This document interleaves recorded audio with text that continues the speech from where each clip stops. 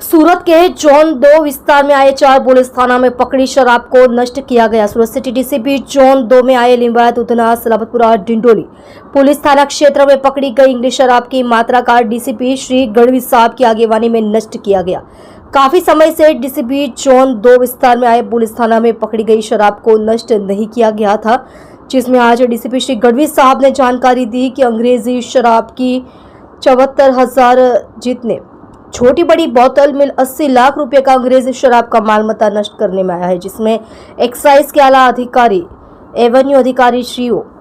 ACP, DCP, police inspector सभी अधिकारियों की हाजिरी में यह अंग्रेजी शराब का 80 लाख रुपए का मुद्दा माल नष्ट किया है, जिसमें डीसीपी साहब ने कहा आगे जाके भी ऐसी शराबबंदी में पकड़ा गया मालमत्ता भी हम नष्ट ही करेंगे, जिसमें गैर कानूनी तरीके से गुजरात राज्य में घुसनखोरी कर यह अंग्रेजी शराब लाई गई थी, जिसमें डीसीपी जोन में आने वाले पुलिस थाना में शराबबंदी के केस में पकड़ी गई सभी शराब नष्ट कर दी गई है। आप देख रहे हो AK24 न्यूज संपादक वेद प्रकाश पांडे के साथ। दारू नष्ट કરવામાં આવ્યો છે, કેટલા પોલીસ સ્ટેશન છે ને કેટલાનો મુદ્દામાં આવ્યો છે? આજરોજ સુરત શહેરના ઝોન 2 વિસ્તારમાં આવતા 4 પોલીસ સ્ટેશન સલાબતપુરા, ઉધના, લિંબાયત અને ડિંડોલી આ ચારે પોલીસ સ્ટેશનમાં છેલ્લા ઘણા સમયથી જે પોલીસે દારૂનો જથ્થો પકડ્યો હોય એને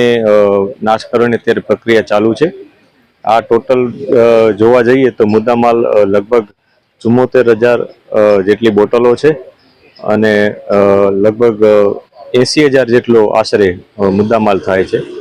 80 લાખ જેટલો મુદ્દામાલ થાય છે। આ મુદ્દામાલ અત્યારે નાશ કરવામાં આવી રહેલ છે કે જેમાં એક્સાઇઝના અધિકારીશ્રીઓ,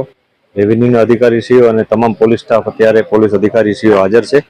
અને તમામની હાજરીમાં આ મુદ્દામાલ અત્યારે નાશ થઈ રહ્યો છે।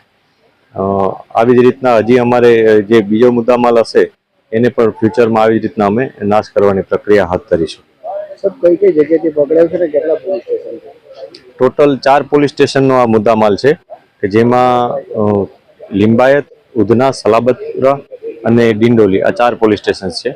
અને જુદી જુદી રીતના અમે જે પ્રોહિબિશનના કેસો કર્યા હોય છે કે જેમાં કાં તો રનિંગ કેસો હોય છે અથવા કોઈના કબજામાંથી અમે મેળવેલો દારૂ હોય છે જે ગેરકાયદેસર રીતના એ લોકોએ લઈ આવ્યા હોય એ તમામ મુદ્દામાલ અત્યારે નાશ કરવામાં આવી રહેલ છે।